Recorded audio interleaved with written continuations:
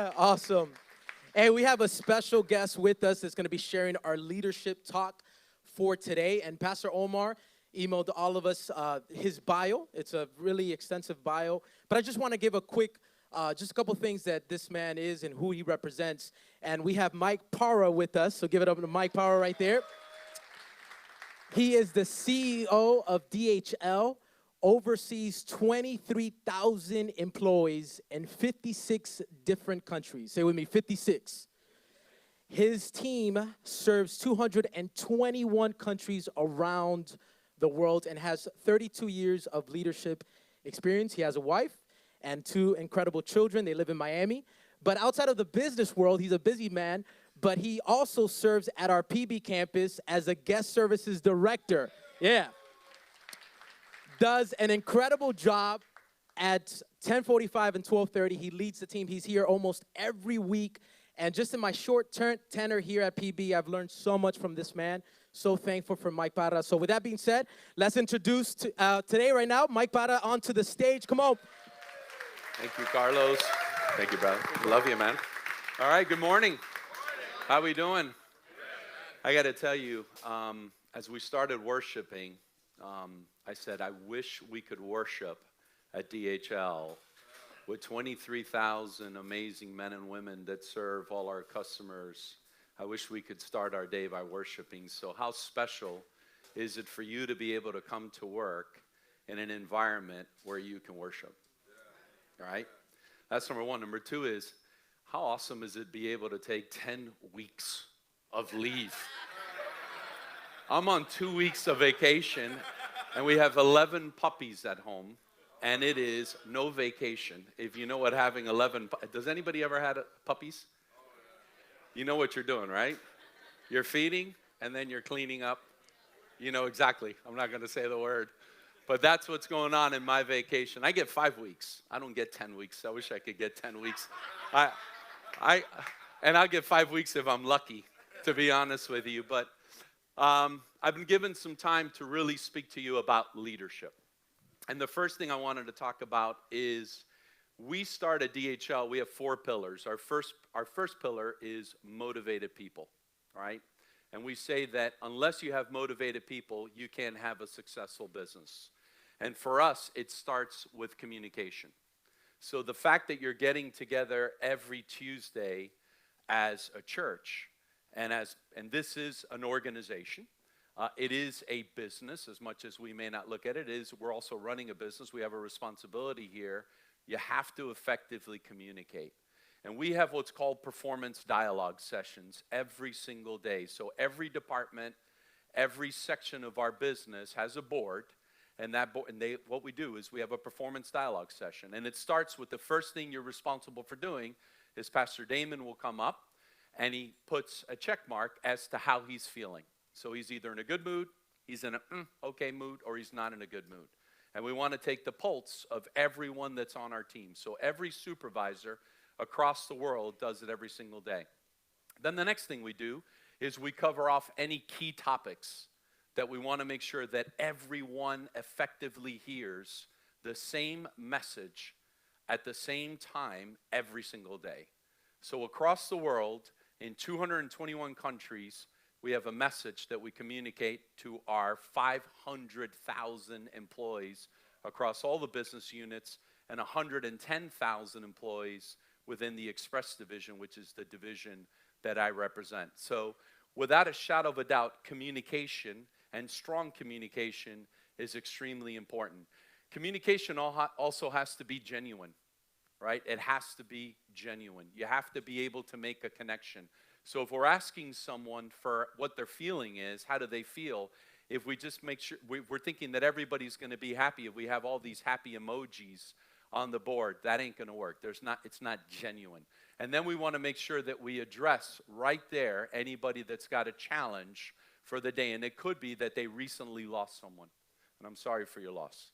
But they recently lost someone. And you really want to take a moment to speak through that and make sure you engage. So that emotional engagement and communication has got to be there. It's got to be real, right? One thing I wrote down is One of the things that I do here at 10:45 and 12:30 is I make an emotional connection with every possible person that I can at church, because I know that that emotional connection comes with a big value.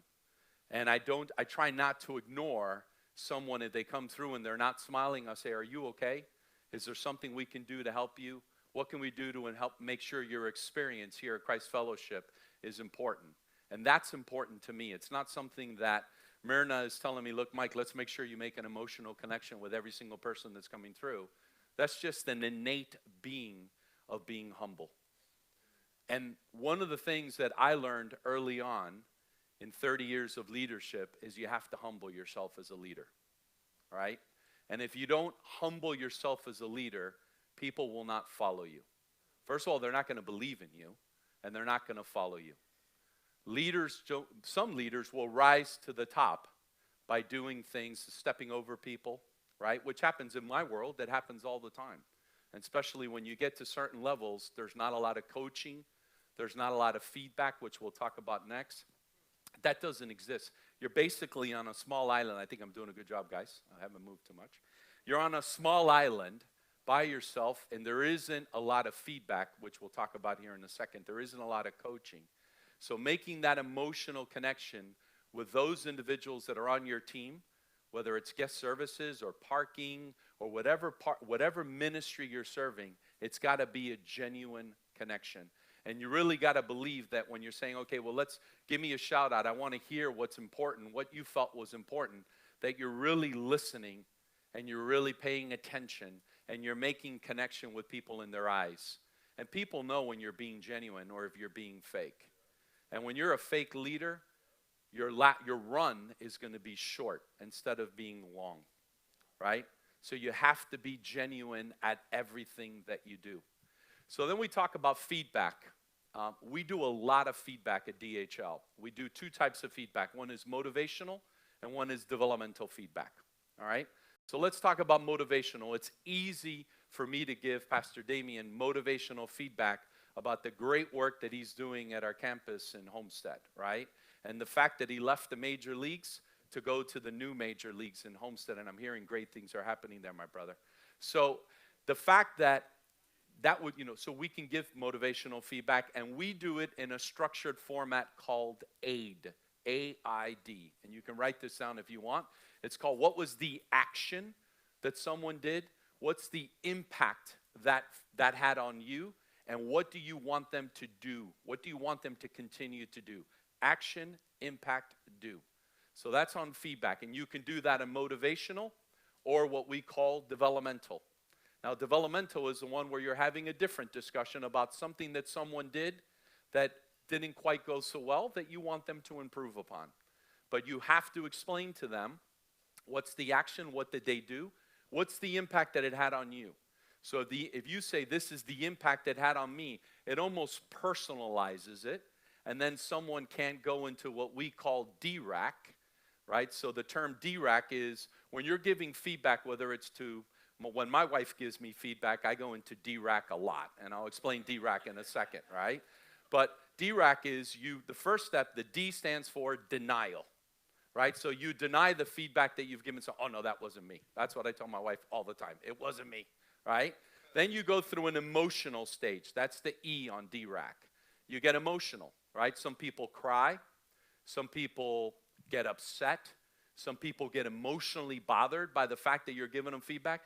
And if you're not a feedback culture, and I would encourage all of you as leaders to become a feedback culture, it's important. Developmental and motivational. You got to balance them. You can't do one or the other and just do developmental and not give anybody motivational feedback, please, because then you'll break down someone's ego, right? And our job is not to break down. Leaders is not the job to break down someone's ego, but it's to lift them up, right? And make them better leaders. As a leader, you want to promote everyone that works for you or everyone that's on your team, right? And that's called servant leadership, which we'll talk about in a second. But that is key. So DRAC, the E is emotion. R is rationalization. So you start to rationalize the feedback. "Oh, well, this is," and I do this all the time with my wife. She says to me, "You're on your phone all the time. Let go of your phone. I'm like, no, no, no, no, no, no, no. It was Michael, my son at Florida State. He just sent me a message. He's like, no, no, he wasn't. He's not. He's in class. So I'm like, oh, okay. So now you're rationalizing the feedback. What you want to do is you want to get people to the A, which is acceptance. And then comes the C, which is change. And the only way you can get a behavior to change, people will go through those 5 stages. Maybe it's called something different here at Christ Fellowship, at church, if they're teaching you developmental and motivational feedback. But those 5 stages, people will go through. So they'll go through denial. They'll go through the emotional part. They'll go through rationalization of why they did it, right? What we want to do is we want them to accept the feedback you're giving them, and then we want them to change. Because when there's change, then there's trust. And when there's trust, then great things start to happen as a team. So remember, motivational feedback and developmental feedback. On motivational feedback, if you're walking around and you see somebody doing something good, I call it the 5-minute rule. If you can recognize somebody in 5 minutes, do it right there. Because you want to make sure it's timely. You're looking at them in the face. You're engaging them. You're smiling. You have a beautiful smile. Yeah, you're smiling. Everybody wants to smile, right? Yes or no? We don't come here not to smile, and especially here where you get to praise before you go to work. I know you don't get to do it every day. Well, most of us get to do it every day, but you get to do it every day. You get to smile and enjoy what you're doing, right? And I say to everybody that works for me, if you're not happy, then you got to change. Something's got to change because you can't come to work every single day and be unhappy. If you're unhappy, then you make others around you unhappy, and that's not what we want. So again, feedback, motivational and developmental, the format: aid, action, impact, do, and then people are going to go through the 5 stages of DRAC: denial, emotions, rationalization, acceptance, and change. Does that make sense? Yes. Okay, cool. The next one is, we talked about recognition, and that's important. And recognition can be in certain formats. Recognition can be in giving somebody a hug, can be in just telling somebody, good morning, thank you, I appreciate what you did yesterday for me. It could be a small note. People forgot how to write, right? Everything is on a phone, everything is digital. But if I send personalized notes to my employees for their birthdays. I send them a happy birthday card to all 23,000 employees, by the way. So every day there's notes going out from me that's going to an employee, and I handwrite every single one of them, right? So that connection is important. And when you start to do it consistently, people make an emotional connection with you and say, I want to follow this person. I want this person to be my leader, and that's important. So again, recognition is important. And we go, how many of us feel like we're overly recognized?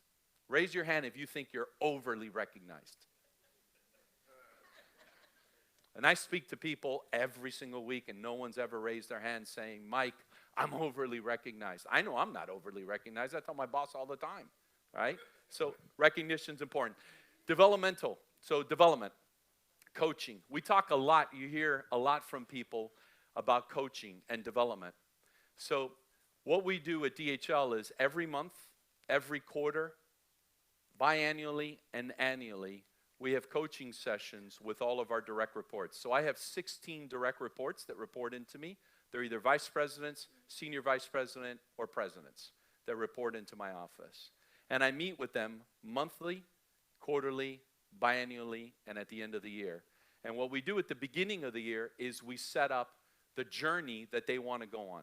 So let's say I'm sitting with Pastor Sammy, who was here earlier. I'm not sure where he went, but I was talking to him. Let's say I'm sitting down with Pastor Sammy, and he works for me, and he says to me, I want to be the senior pastor at Christ Fellowship, Palmetto Bay. And I say, okay, let's sit down. First of all, we have a discussion around what's the reality of that happening. Because I want to be a professional golfer, right? But I don't play golf, right? I don't ever play golf. I have golf clubs. They're sitting in the garage. They've been there for 10 years. I think I've used them once, right? So if I went out and said I want to be a professional golfer, what's really the reality of that happening, right? So that's a tough discussion, right? But if we're on a journey that says the reality of that happening is real, Then you sit down and say, okay, now let's create what's called an individual development plan. Now, I'm using kind of the analogies and terminology that we use at DHL. You can frame it into whatever you would like here at Christ Fellowship. But if you sat down with Pastor Omar and said, all right, well, you want to be the senior pastor. Let's talk about the steps that you got to take. Well, one thing is you're going to have to leave Christ Fellowship on Meadow Bay, and you're going to have to go run your own campus, right? And you're going to have to learn to break down, set up, greet, park, do all the things that happen at a smaller church. Do that yourself. And then once you do that, we want you to grow the community. We want you to do all of these things. And then we start sitting down with you every single month, and we start having discussions around how you're progressing in that area. So a lot of people want to grow.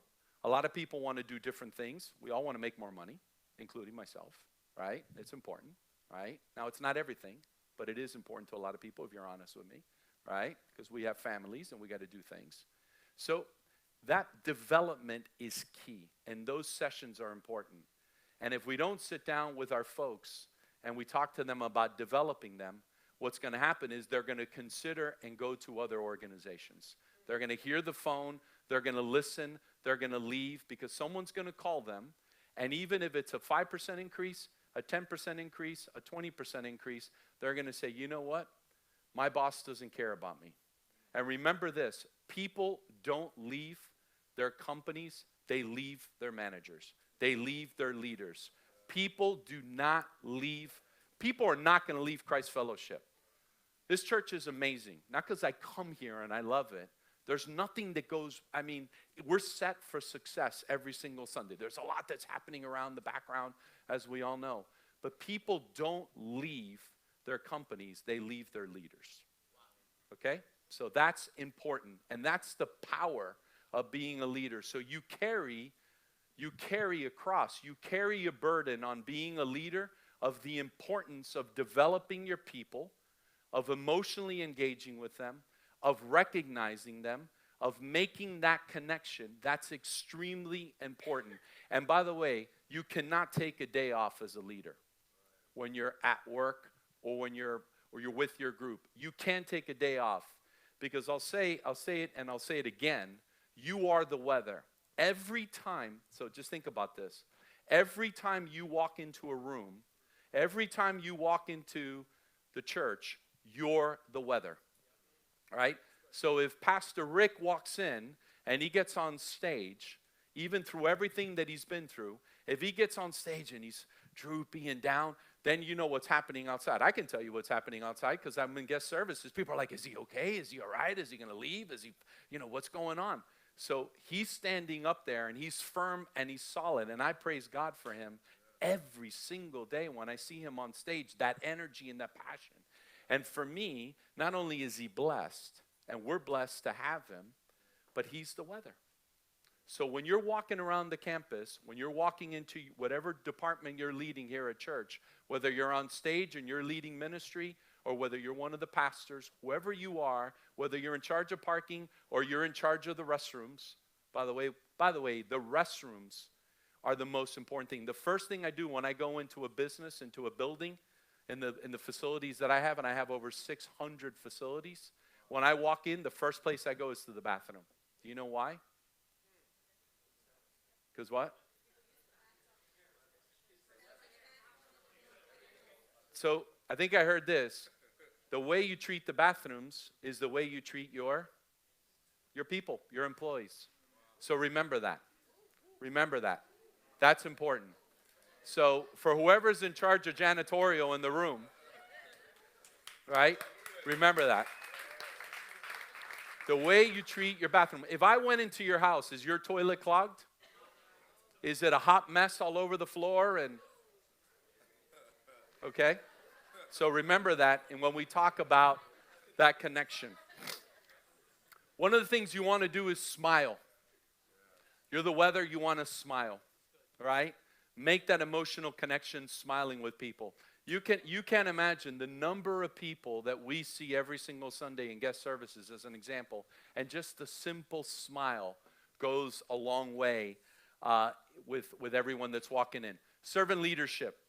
So some people, leadership is like a pyramid, right? And especially when you're the CEO, you're at the top. Well, servant leadership, if you look it up, it's an inverted pyramid, okay? You put your people first in everything that you do.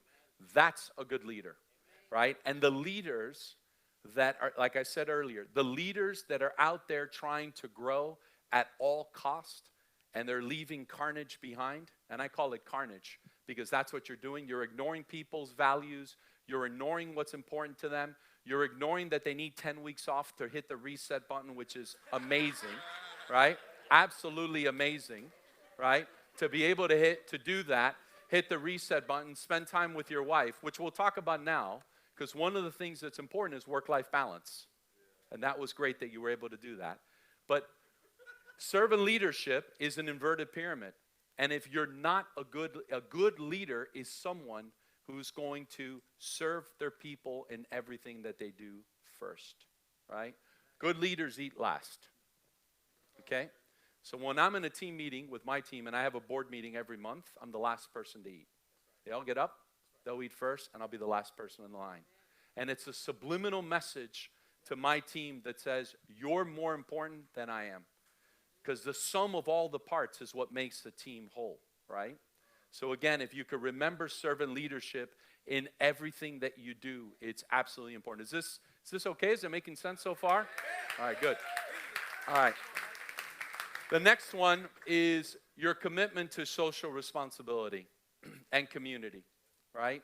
So as a good leader, you have to be willing to take time off and give back to others, right? So some say, well, how is it that you do it on a Sunday, right? You're off on Saturday and Sunday. I fly, by the way, every single week. I'm on a plane. I've been on a plane for 20 years, all right? I fly on average about 500,000 miles a year, okay? So I'm away from my home a lot, all right? Now, we'll talk about work-life balance in a second. But what's important to me is to be here on Sunday. Because on Sunday, I get to fill my spiritual tank that I don't get to fill Monday through Friday. Because as you all know, Monday through Friday, and actually Monday through Sunday, we're getting attacked all the time, right?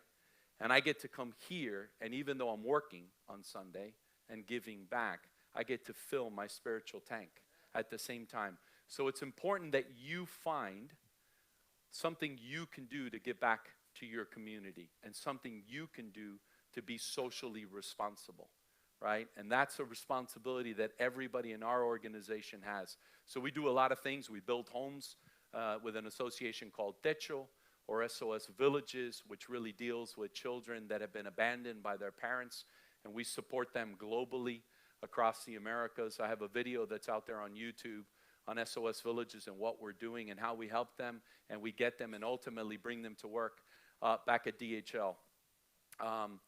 One of the things that's important as a leader is, if you haven't read this book, it's called Who Moved My Cheese?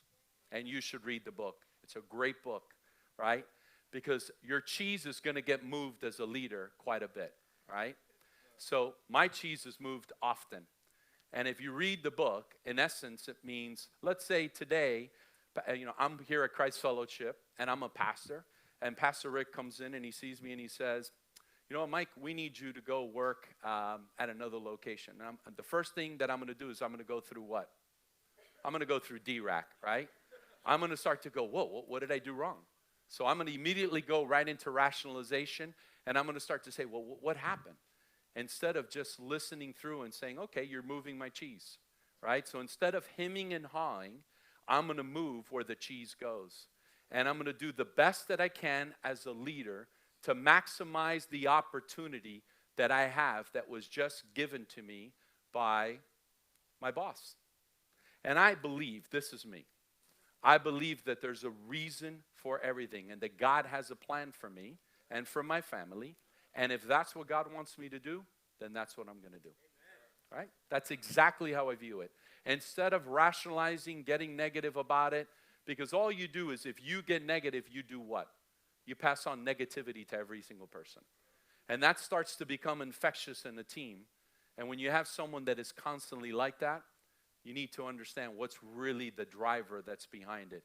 So again, be prepared to move as your cheese gets moved, right? People ask me, Mike, what is it? You know, my son is 21, and he's in Florida State, unfortunately, right? Unfortunately, right? Because I'm a Hurricanes fan, and I told him, you've made a huge mistake going there, and the fact that I'm paying for it is even worse, right? So I happen to Coach Rick and his wife, as you know, Coach Rick's wife was serving here, and Coach Rick was with us, and I went up to him one day and I said, you know what, I got to tell you, I'm really sorry, right? My son goes to Florida State. He goes, oh, no, that's a great school. And I said, well, how can you say that? He said, well, I went to Florida State. I spent some time there at Florida State. I said, all right, bad conversation. Let's start over. Let's hit the reset. But people ask, you know, my son is constantly asking me, he goes, oh, I want to be CEO tomorrow. I'm like, well, you can be CEO tomorrow of whatever company you want. You can start a business out of the garage, and you could be CEO. You can get cards made, CEO of whatever company it is. But in most organizations, that's not the way it works. Right. And you need a little bit of time, and you need a little bit of patience. And that's what I would say to you as a leader of a group. Time and patience is important, right? And for me, over a 30-year plus run, time and patience has been important. And my cheese has been moved. We got a phone call 2 years within DHL, and they said, we want you to go to California. So my wife and I, our 2 children, moved to California. 4 years later, we got a call, and they said, we want you to move to Atlanta. We said, okay. And we were at Saddleback when we were in California with Pastor Rick Warren.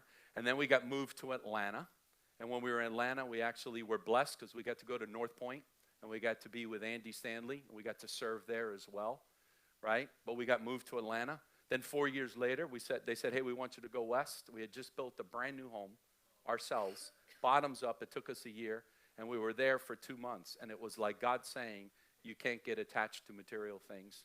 My wife was not happy, as you can imagine. We got moved, not happy, and we had to move to Denver. And we were there for 4 years.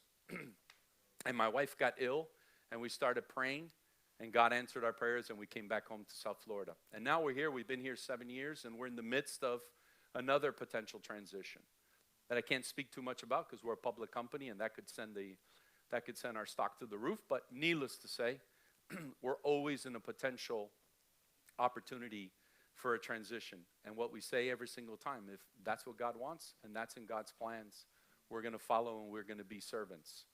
Because at the end of the day, it's a short run, and we want to maximize that opportunity to impact as many people as we can. And we do that by having a little bit of time and a little bit of patience. Last thing, work-life balance. So I was talking to Pastor Sammy and Pastor Carlos, and I said, what do you think the team wants to hear? And they said, well, they may want to hear, how do you do all of this? How do you fly all the time? And how do you balance it all out? Well, first of all, it's not easy, and I'm not perfect at it. And I make a mistake every single day at it, but I try hard, and I'm committed to the following things. I have a calendar. And I do my calendar for a full year. I gave it to Myrna, and she was like, whoa, okay, help me follow. It's color-coded, the whole 9 yards. My wife has it as well. And I make sure that I'm home Monday and Friday, Saturday and Sunday. And there are rarities where I have to be out on a weekend. And when I'm out on a weekend, it's painful on both sides. It's painful for my wife and I because we can't be together, but it's also painful for me because I can't be here. So that's important. And I know I'm giving up something that's important to me. And that's something that I value in the process. So what we do is I've made a commitment to myself that says, you can only travel on these days. And I've been open with my team about that, and I stick with that. That's number one. Number two is I have a start time and an end time, and I end at the end time. I don't take my work home. It stays. I don't bring it into the house. I check it at the door before I walk in. I leave my work at home because when I'm home, I got to be in the moment. I got to be in that moment with my wife, now with my grandkids. Both my daughter's married, my son is in university. I got to be there for them, but more importantly, I got to be there for my wife, right, who's stuck with me for 26 years. So being in the moment, being present at everything that you're doing, and being present is not having your phone when you go to dinner and your wife having her phone, and it's like you're playing a battleship game back and forth. It's being present and having a conversation. So that's important. The other part is health. Really looking after your health. working out, doing exercise, whether it's walking, running, lifting, whatever it is that excites you is important for work-life balance because your health is extremely important. So that's important. And then giving back in the community is part of my work-life balance because I'm able to release a lot of what's going on during the week and get your spiritual tank. So coming to church, I tell my team, that's part of work-life balance. You need to find, whatever church it is, you need to find a church that you feel comfortable at. Obviously, I try to influence them to come to Christ Fellowship, but, right, the intention is you got to have something where you can make a spiritual connection. You got to balance that out. Work-life balance is not work every single day from start to finish, then get home and continue to work. And the other part of it is work all day long and then come home and sit down and sit on a couch and turn on ESPN and watch ESPN for hours and hours and hours and ignore what's going on at the house, right? So when I get home, I'm completely engulfed in everything I'm doing, from washing plates to looking after now 11 puppies to doing the things that we're doing. I'm in the moment, and it has nothing to do with work. Last thing I'll say is never forget where you came from. Never forget where you came from. So I was having breakfast with Pastor Carlos, and he said to me, Mike, you know, I used to, in my campus, I used to break down, and I used to set up, and I used to greet, and I used to do all this. And I said, that's amazing. But now I'm at Christ Fellowship, and we have at Palmetto Bay, PB, as he calls it, and everybody does everything for me. And I said, Carlos, never forget where you came from. So the fact that you can start here and now you're in Homestead and you're having to do all of that yourself is awesome, because that's a humbling experience. And if your people see you, that you're able to do what they do, you're able to do their work, you're able to set up, you're able to break down, you're able to make new carts for our radios, which are amazing, God bless you, that you're able to do those things. If they know you're able to clean a toilet or cut down trees, whatever we got to do, you never forget where you started. I started 32 years ago sorting mail, right? That's what I started doing. And the first thing I do after I go to a bathroom at a station is I go right out and I go say hello to every single courier that works for us. I go say hi. I make a connection with them. I'm looking at their eyes and I'm in the moment before I go inside and look at the rest of the business. You can never forget where you came from. So remember, be the weather. Never forget where you came from. Remember about feedback and communication. Remember aid, action, impact, do. Remember DRAC people are going to go through that. Denial, emotion, rationalization, acceptance, and change. Remember about work-life balance and making those connections. It's important. Remember about being fit to lead, right? It's important for yourself. We require that every employee at DHL get a physical every year. It's a requirement. Everybody's got to get their blood pressure. Everybody's got to check for cholesterol. We want them to be healthy in the sense that we had plenty of folks that were working for us that had never gone to their primary doctor to get a checkup. And people started finding out things about themselves that they weren't even using their benefits from an organizational purpose. When you start to make that connection and share those things with people, they start to believe in a company. And again, remember, people don't leave their companies, they leave their leaders. They leave their supervisors, they leave their managers, they leave us as leaders. This is all the leaders of Christ Fellowship. They're going to leave you. So people, the grass isn't always greener on the other side. Right? So it's important that we lead from the front and we make that connection. God bless you. Yeah, Q&A. Yeah, thank you.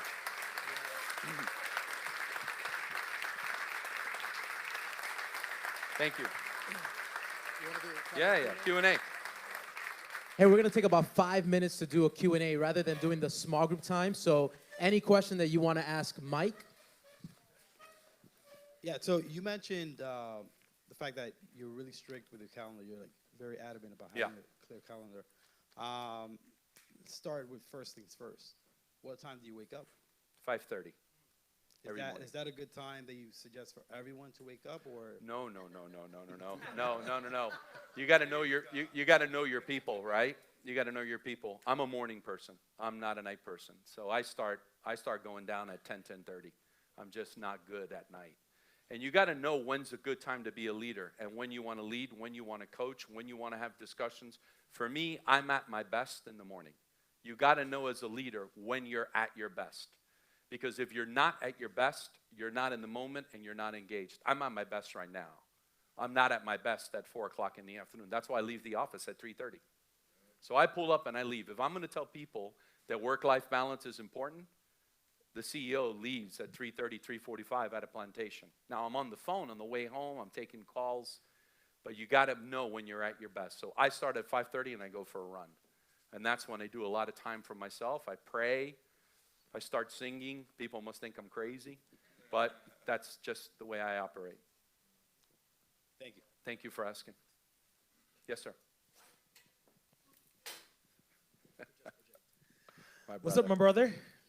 Anyway, you started off by speaking about starting with motivated people. Yes. Now, it's amazing to start with them, but what if you've been journeying alongside them and you're realizing that it's now your mandate to help them to remain motivated and to inspire them? What ways do you help to motivate those higher level leaders around you? Yeah, that's a great question. That happens a lot through coaching sessions. And really, you need to understand what's important to people, what motivates them. So I start every session by sitting down and say, tell me a bit about yourself. What's important to you? Forget business. What's important to you? People's face will light up when they start telling you that it's their wife or their kids or their grandkids. But there's a tendency that we never sit down and ask someone, what's important to you? What's going on in your life? How can I help you? What can I do? I need 10 weeks off, right? So you got to be able, I'm jealous, man. I'm jealous, man. Can you get it that I'm jealous? I'm thinking I need a job at Christ Fellowship. Wow. I want 10 weeks off, man. But, sorry about that. Pastor Jorge is going to go, I'm never going to say that again. Okay. So, needless to say, you need to understand what's important for folks and what's their driver. And then you work with them on making sure that you give them the opportunity to maximize that. And everybody has different drivers. I have an employee who's, she went to Carolina. She graduated top of her class. She went to Harvard. She graduated top of her class. And, she came to me the other day and she said, I'm not a good leader. I'm not successful. I'm failing. I'm like, what are you talking about? I'm like, what are you talking about? I said, she's not married, but for her, work is everything. And I said, listen, and we went through all the things that she does well. And then I said, all right, let's focus on what are the areas that are going to get you to come to me and say to me, Mike, I'm really happy in the space that I'm in right now. Wow. And I said, let's make sure that we give you that opportunity to do that. So she said to me, I want to come into work later. I want to be able to spin in the morning. I want to be able to leave earlier. And I said, well, good. I don't want you here till 10 o'clock in the morning. And I want you to leave at 4 o'clock in the afternoon. And you do that as long as you have to do it. Because I want you to do these 4 or 5 things that are going to make you happy. So you need to find what makes people happy as a leader, and that's going to keep them motivated. And that's why I said people don't leave their companies, they leave their leaders.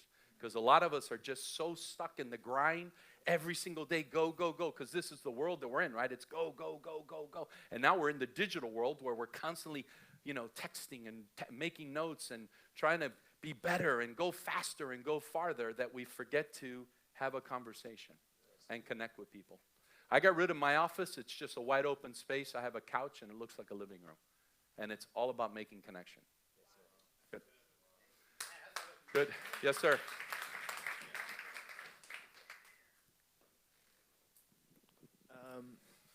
Regarding the having a good work-life balance, what would you say your calendar looks like? Could you expand on that a little bit? My calendar for the year will be done now by September. So the calendar for next year will be done now in September. And it's preparing in advance. Does it change? Yeah, it's going to change. But normally what it looks like is I'll meet with someone. My admin helps me. She knows this. I can do 30-minute sprints. I call it at DHL, and really my leadership style is sprints, right? You got to do small sprints. But it's a 30-minute window to do something, and then 30 minutes to myself. 30 minutes to do something, 30 minutes to myself. And then the 30 minutes to myself, it's time where I get to read, or I get to listen to music. I get to, look out.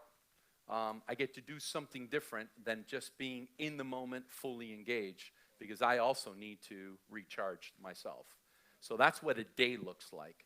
And then the week depends on what's happening from travel. So it normally starts by visiting a station, visiting with our employees, conducting a town hall like this, then going out on customer visits. I visit 4 to 5 customers when I'm in a country. Then I come back to the station. I greet the couriers when they come back in, make sure they're good, and then we go out for a team dinner. And then the next morning, 5:30, work out and do the same thing all over again. But that's when I'm on the road. But when I'm in the office, it's 30 minutes sprint, 30 minutes to myself. That's what it looks like. Is that fair? Cool. Anyone else? Any other questions for Mike? Parra?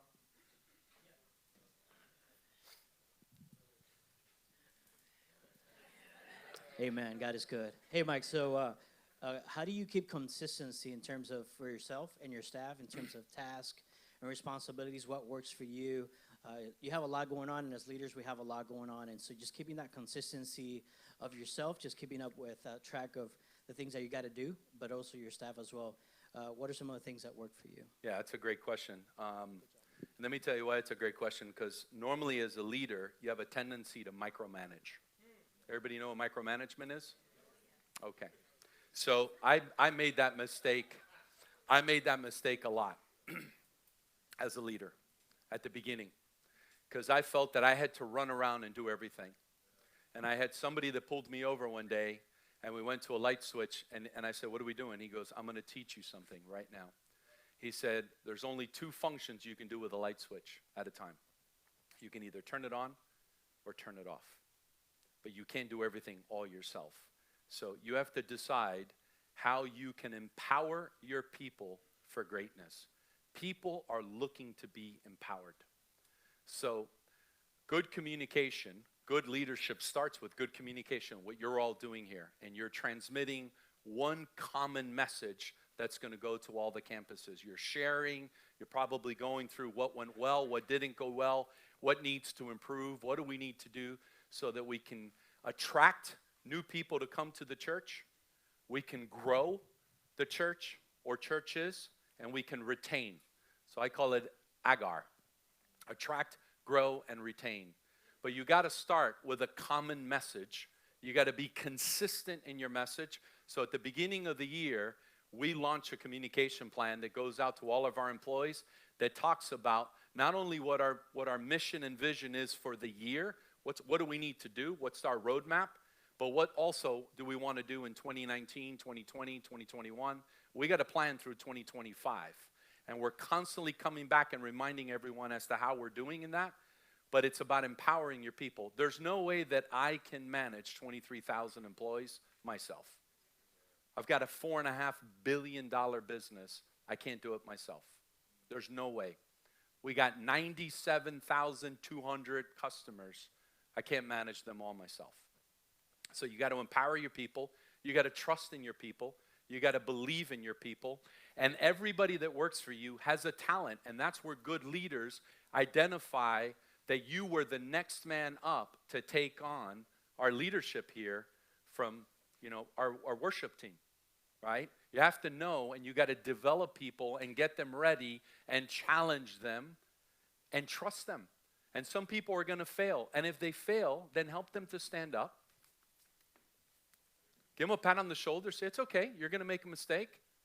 Let's go through it. And lead them and allow them to lead. A lot of people want to lead. We just have a failure to not do that. And we want to micromanage everything. If you micromanage, you're not going to be a great leader. You're going to upset a lot of people. Because then people feel pressured. Very, very pressured. Does that make sense? Okay. Yes. So just I love the age thing. Sorry. Yeah. I love the principle of aid. Aid. So just as an example, like when's the last time you gave that motivational? Every aid? day. Every day. So what does Every it day. look like? Can you give us the tangible, like when you walk through the steps, or you just address somebody walking? Like what did it look like? When I'm you did it? constantly looking for opportunities to give feedback. That's your job as a leader. You got to constantly be looking for opportunities to give feedback. And I don't wait a week. I don't wait 2 weeks. I don't wait 3 weeks. I don't write it down and say, let me get back to Pastor Omar and say, let me give them. If you've got feedback, you do it right there. That's what I call the 5-minute rule on motivational. On developmental, you want to do it private. You want to sit down behind closed doors or somewhere outside, private, where everyone isn't listening, and you want to give developmental feedback. But every day, there's always a moment to recognize somebody that they've done something well. And if you think there isn't, look around and look at everything that's happened. You could recognize whoever set up this room. You could recognize the worship team for the great job that they did. You could recognize the guys in the back that are working sound. Yeah. Come on. You can recognize whoever set up breakfast or whatever is there. You could recognize the Yeah. individuals that are working. You can recognize the individuals that are working our facilities. I mean, there's 100 opportunities to recognize, but we're such in hyper mode that we don't do it. So every day, motivational, developmental feedback, there's always opportunity. Does that answer your question? Great stuff. 2 more questions. Hey, Mike, it's Ben back here. Quick question for you. Most leaders spend the majority of their time leading down the people who are following them. You talked about leading down, leading yourself, but also in terms of leading up. Yeah. Generally, how would you divide that time? Is there a general principle for yourself that, a third, a third, a third? And then does that change for you? Hey, you're new to an organization, new to a department. Do you change how much time you spend in those leadership quadrants based upon season of work, season of season? Yeah, good question. So, two things there. One is coaching up and giving feedback up is extremely important. So I talk to my boss twice a week. I call him. He normally doesn't call. I call him. And then we use that opportunity where I'm coaching up to him as well. And it's important because the higher you get, the opportunity to coach up, it happens less and less. But there's got to be a coaching environment. There's got to be an environment where people are used to getting feedback. When there isn't that environment, then what happens is DRAC happens. Because they go, well, you've never given me any feedback. You've never even recognized me. You've never even said hello to me. You've never coached me. You've never talked to me. You've never acknowledged me. You've never even asked me about my boyfriend, my girlfriend, my significant other, my kids, my family, what's important to me. So we use an opportunity once a week to coach up. And we call it coaching up, and you coach up. I get coached up all the time. The other thing is good leaders will ask for feedback. And they genuinely want it. They're not asking you and then they're like ignoring it and they want to get past the feedback you're giving them and then they're going right into the stuff they want to tell you. Good leaders will ask for feedback. They'll take notes and then they'll come back with you and they'll check in with you and say, have I improved? Have I made a difference? Has something changed? So that's on coaching up. And I spend most of my time, 70% of my time I spend in the field. Right? So in the business, 70% of the time. 30% of the time I spend with my direct reports, coaching, developing, in meetings, in planning ahead. You look back for a short bit, but you got to look forward constantly. And then 10% of the time I spend in training myself. So enriching myself, reading a book, right? Spending time with others. I have a coach that I work with. And you need it. When you get to a certain level, you need someone who's going to give you a different perspective and also is going to call you out on the things that you're not doing well. But you got to genuinely want that feedback. People will say they want feedback and they really don't want it. And you know it. They're not even listening with their heart. They're listening here, but they're already thinking about what they want to tell you in transition. And the good leaders will listen with their heart and they're going to transition. And you know when someone is intimate in having a conversation with you and saying they want to listen to what they're telling you. So you can genuinely make that connection. And the ones that don't, they have what's called a short runway. They won't be good leaders. Good leaders recognize also when their time is up and they need to start transitioning new leaders into their business. And that's our job, right? Our job, my job, I've already got 2 guys that can replace me. I've got a young lady that can replace me as well. Good leaders are developing their people constantly and putting their people out front of them so that they can be recognized. It's not about me, it's about my people. Amen. So So good. hopefully that answers. Okay. One stage that's very difficult to be in is the stage of procrastination, Yes. in which, what advice can you give to get out of that stage and to be proactive? Because I know that to be proactive is a, good trait to be successful. I think you need to be patient in a process of procrastination, and I'll tell you why. I've learned this with my wife as an example. We run at two different paces, right? I'm all out in the morning, and my wife is a slow starter. And then she says, listen, I don't work for you, right? She reminds me of that all the time, right? So that's a reset button for me. For the Latins, un galletazo, right? In a formal way. So she'll remind me, hey, listen, you're running at this pace, and I'm running at a different pace. There are certain times where she'll procrastinate on certain things, and I'm very linear and methodical, right? I have to do things very structured throughout the day. And what we've done is we've sat down and we've come to an agreement as to what are our styles. So what's our I don't want to call it leadership styles, but what are our styles? And that's important in a marriage, in a relationship with something, is what drives you and what drives me. What's your pace? What's my pace? And that's why you have to know the people that work for you.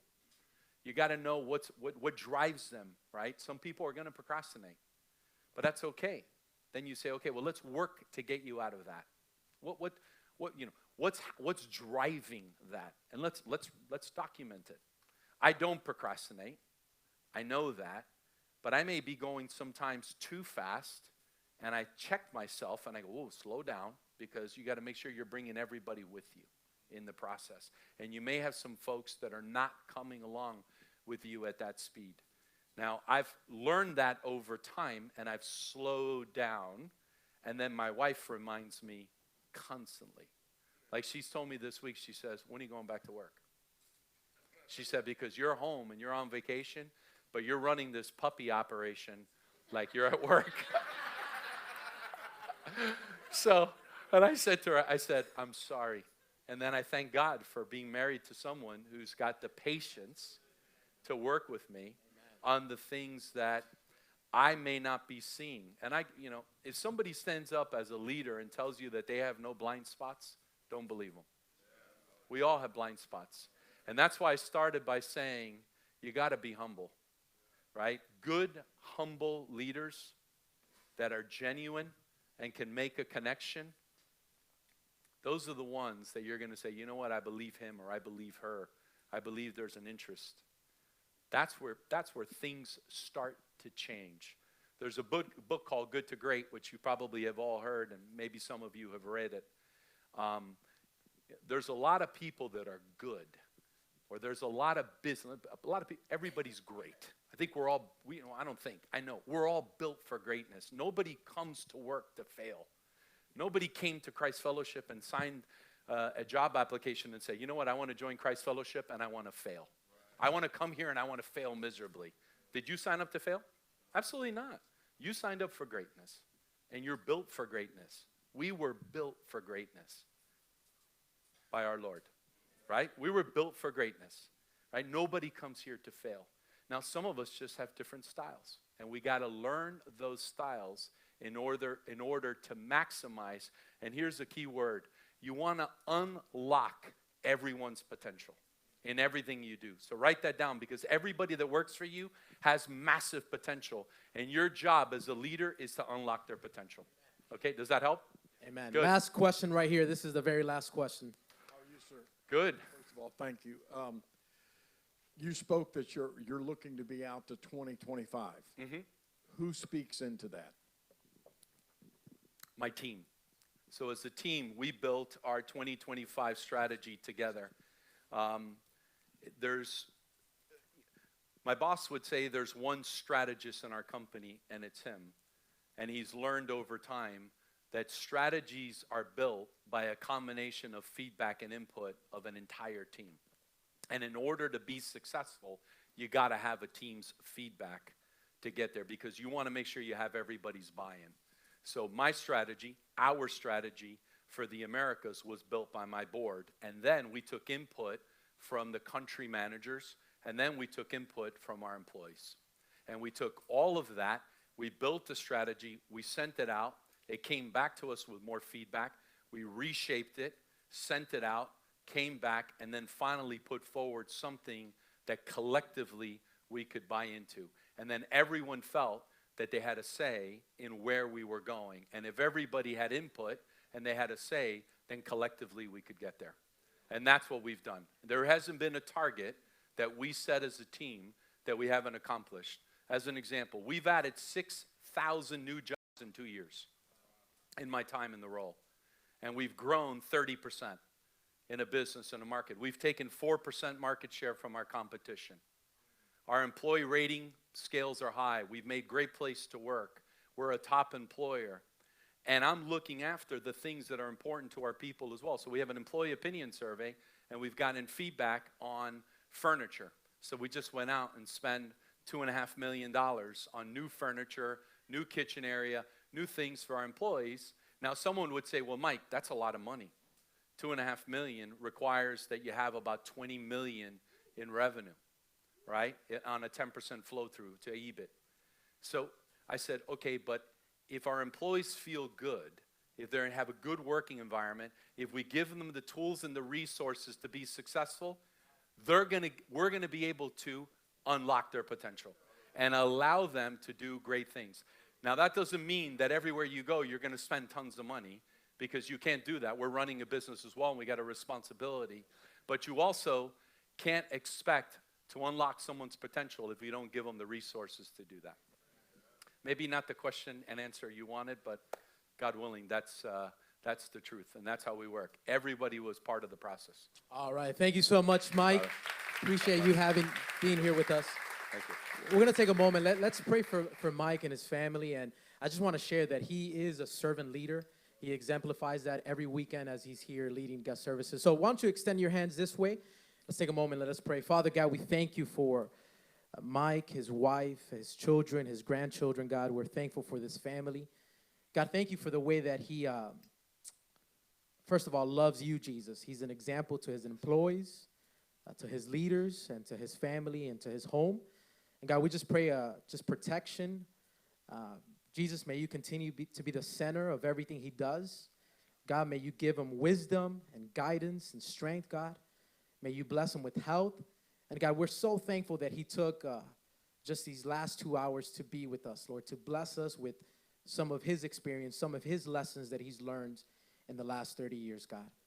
We're thankful for Mike, God, and his family. It's in your holy and precious name that we pray. Amen. Amen. Amen. Thank you so much. Thank you.